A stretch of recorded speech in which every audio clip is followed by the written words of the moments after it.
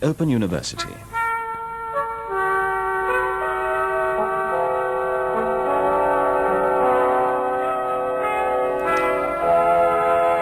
Hi class, I'd like to begin this lecture by expressing my deep sadness about the death of Mark Fisher, who's a commentarist, a public intellectual basically, who puts me in the shade, and who died, who took his own life at the weekend, and very, both unexpectedly and expectedly, because he'd suffered from depression, and in some instances it would be tasteless to connect somebody's decision to take their own life to current political events, but in Mark's case I don't think it is, because he very explicitly made that connection himself.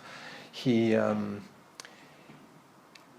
a bit like David Bowie's line in Fantastic Voyage, I'm learning to live with somebody's depression and I don't want to live with somebody's depression. Mark was skeptical about the idea of the individual, and saw that depression was not something one suffered from. It was a general state and related very much to politics and economics.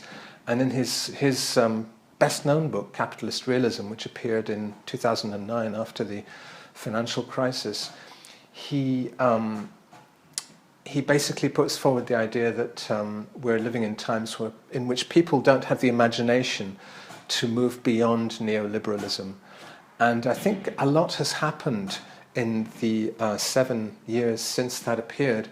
And it may be, and this is pure speculation on my part, it may be that Mark saw that this impasse, which he hoped would be solved by revolution or by something like the Occupy movement, has actually led to the worst of all possible outcomes, which is that neoliberalism is ending, but it's ending with fascism, with a kind of resurgent, renascent fascism.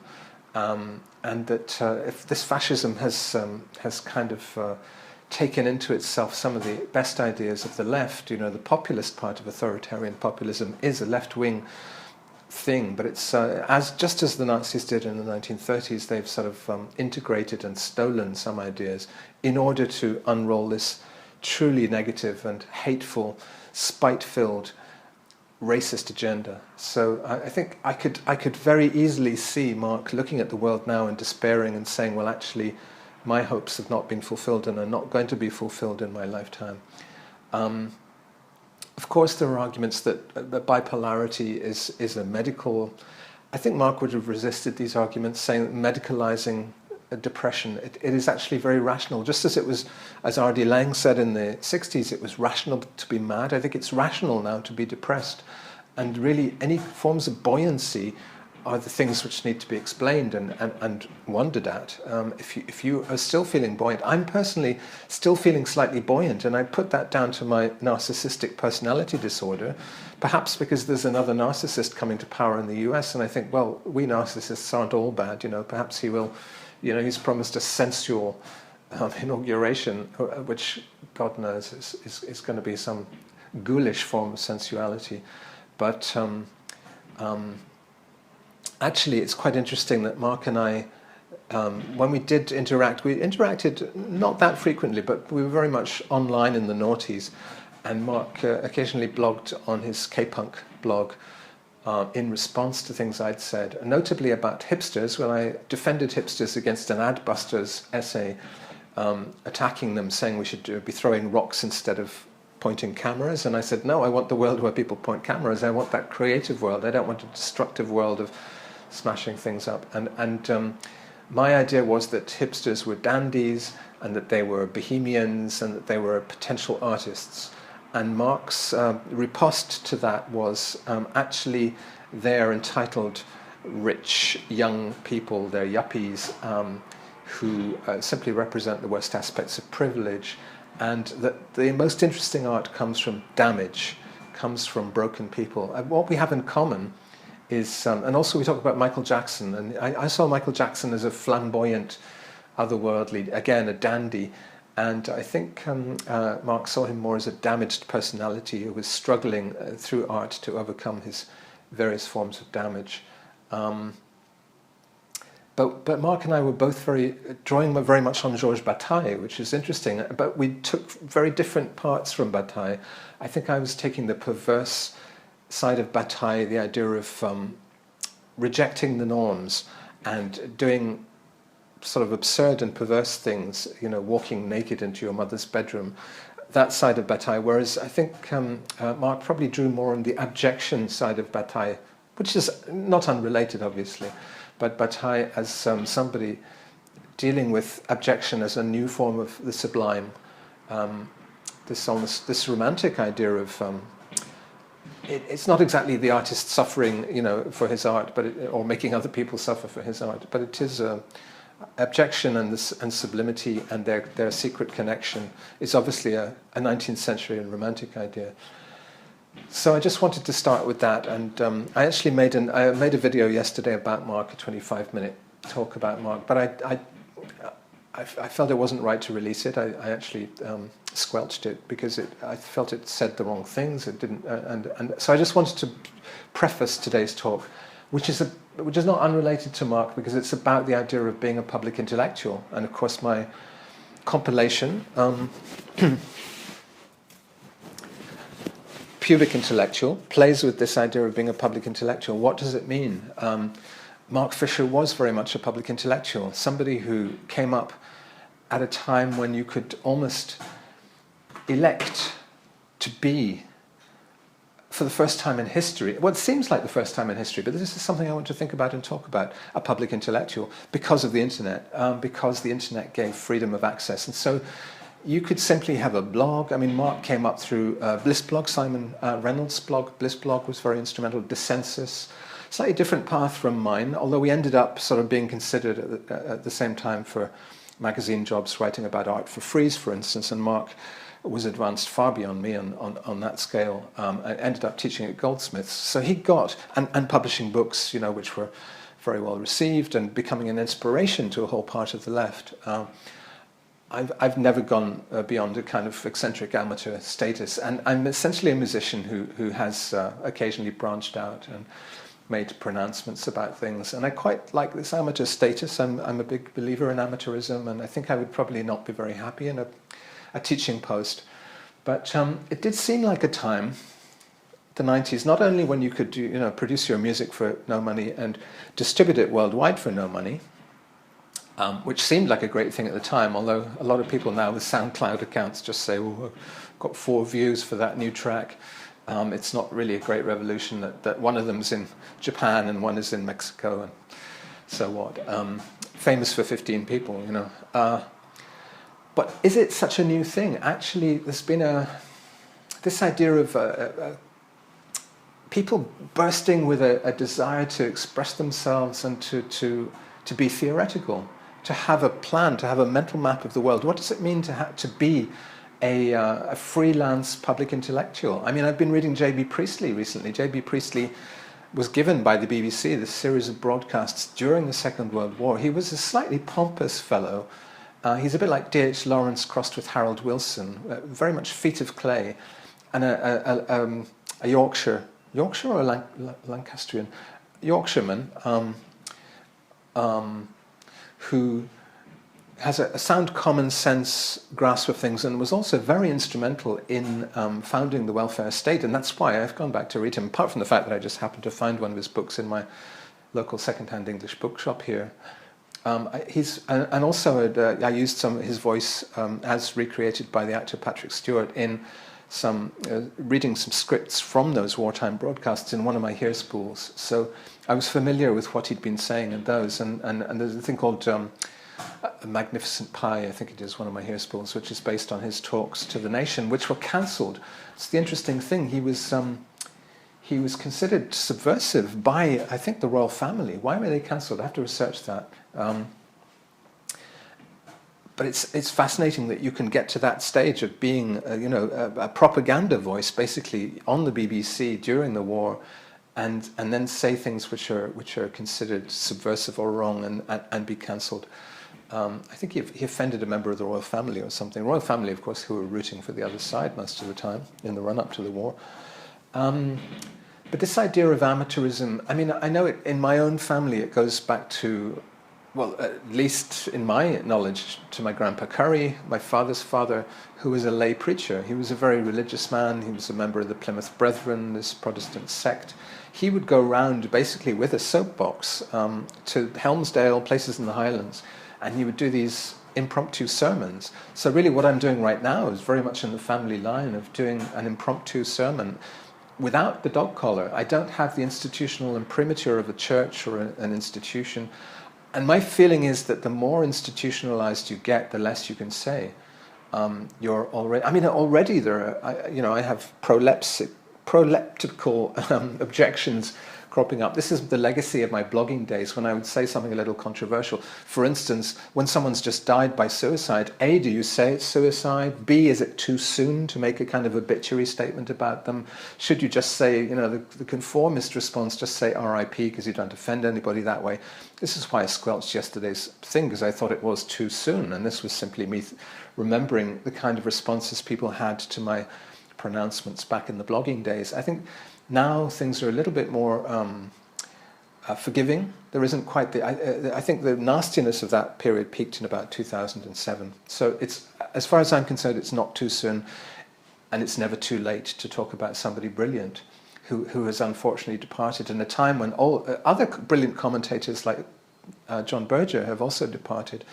One asks oneself, when are these? When are the moguls going to depart? When is Dick Cheney going to leave us? When is Rupert Murdoch going to leave us? Why are all the good, artistic, and expressive people, and the theoretical people leaving us, and the leftish people at this moment? And of course, it is the winter of our discontent. It is a very dark moment for us.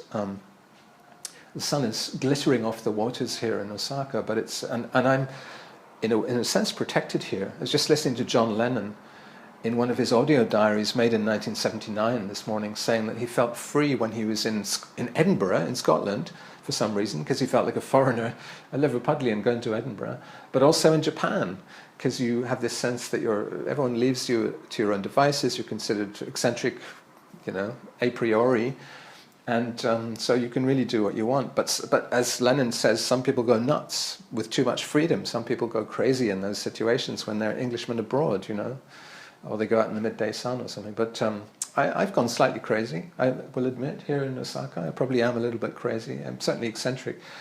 But I'm also, I think I make sense. But I'm fascinated by people who've done lectures and self-appointed themselves as public intellectuals who don't make sense as well, or who make a very weird kind of sense. And I would cite Joseph Beuys. This was a huge formative influence on me at the age of 20.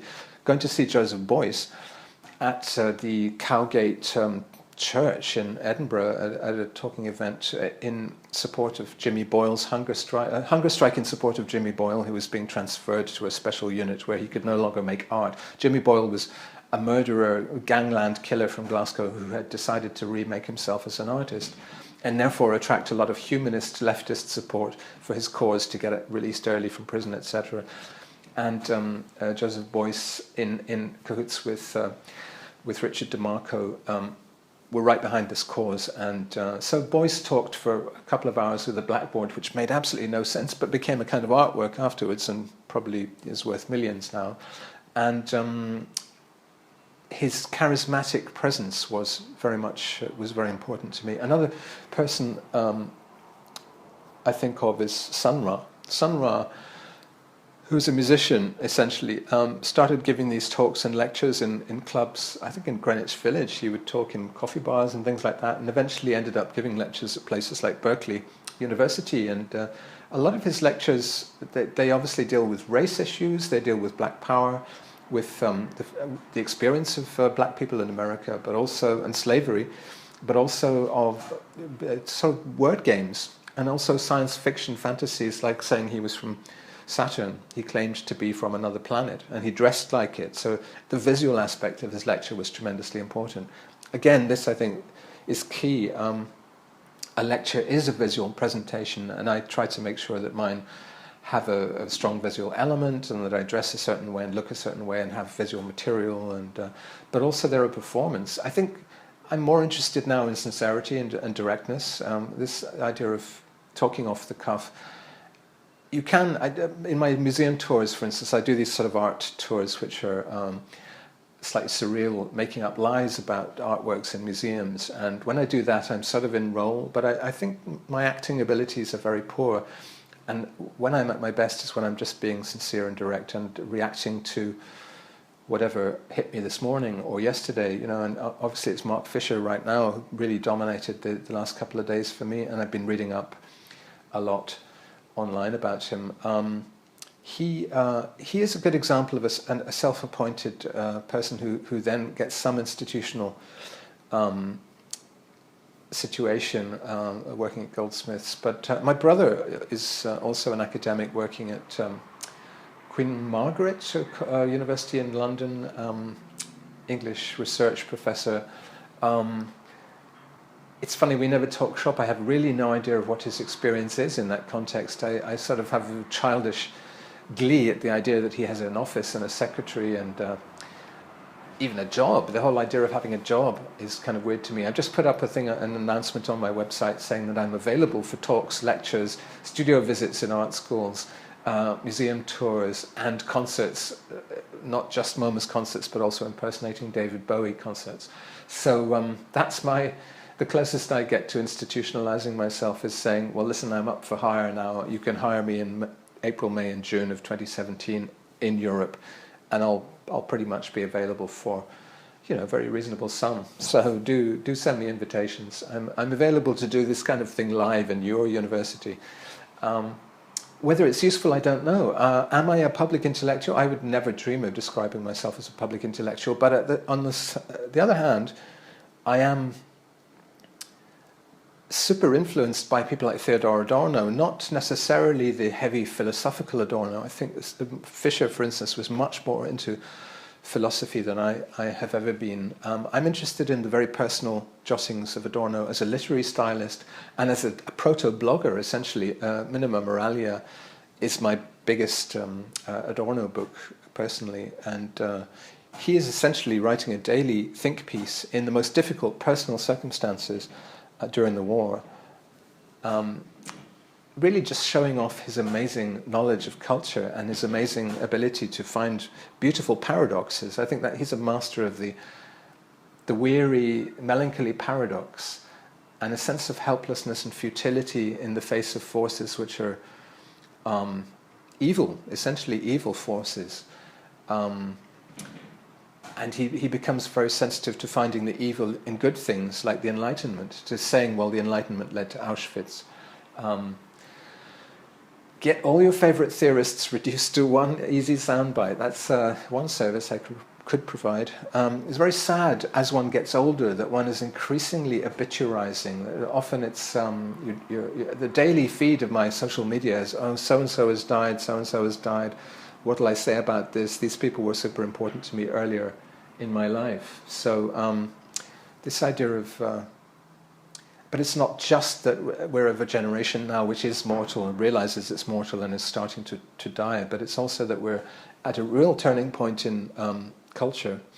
And it is a time when we desperately need commentaries from other perspectives. John Berger being a great example.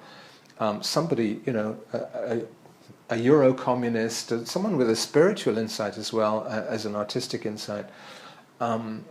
We need people like that who have this detachment, people who are willing to go away and live on a farm in a mountain landscape. A great film with Tilda Swinton and John Berger coming out this year, the last view we'll have of John Berger's life. I forget the name of it, but definitely going to be worth seeing that. But yeah, it is a time when we need new people to fill the shoes of these theorists who are now departing from us, either through old age or through desperation. And so I think it is very important to say to yourself, and it does take a certain narcissism to say, well, what I think about the world is worth saying. It takes confidence even for me to address a camera in the privacy of my own apartment in Japan, you know, and to know that it's going to go online and people are going to have the ability to critique it. And but I think that culture also is very important, that culture of critique. It's funny, when I look at Kafka or something, I always mention Bowie in these podcasts and I always mention Kafka. Kafka is often described as Talmudic. There is this aspect, a slightly mystical Judaic or even Zionist aspect to Kafka, where he's drawing on a very ancient tradition of rabbinical scholars who are looking at the Torah and the Menara, the Jewish sacred books, and making, first of all, notating the oral commentaries of the ancient rabbis and discussing those, but also making their own footnotes, and basically it is like online discussion in that it's an endless series of commentaries on commentaries. And back in my blogging days, I went into some of the amusing results of that. For instance, I had a thing called Humperson's Third Law of Media, which said that every summary, every aggressive, critical summary of someone else's statement repeats and exaggerates the faults that it is criticizing, the very faults that it is criticizing. So, for instance, if somebody uses bad grammar and you come along like a grammar Nazi and say, hey, you're using this verb wrongly, you will probably use the verb even more wrongly in your response. Or if you're saying, listen, that's a really hateful point of view, you should be squished for that. Well, actually, he wasn't saying anyone should be squished. You're saying he should be squished, so you're actually saying something much less humanist and much more toxic than he was saying in the first place. This kind of thing. This is Humperson's third law.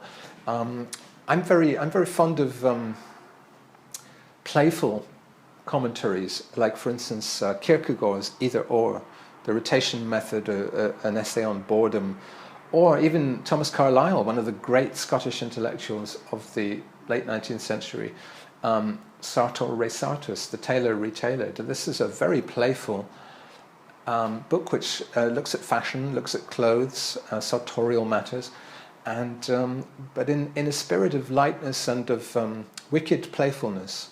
And I think of people, the public intellectuals, like Will Self in Britain. Will Self is a good example of a slightly eccentric, slightly arrogant, self-appointed commentarist, commenter, basically.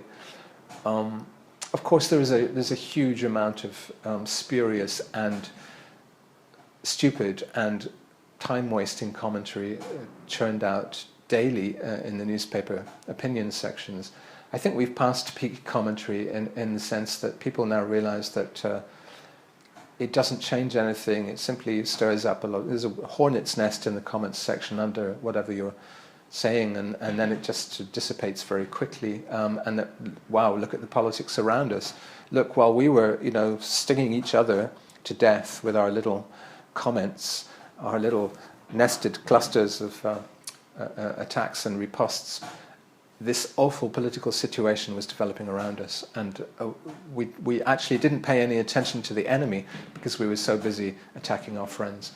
So there are many pitfalls, but I would say we definitely need people to self-appoint themselves vainly, narcissistically, but also with a humanist perspective as commentators and as public intellectuals. Open University.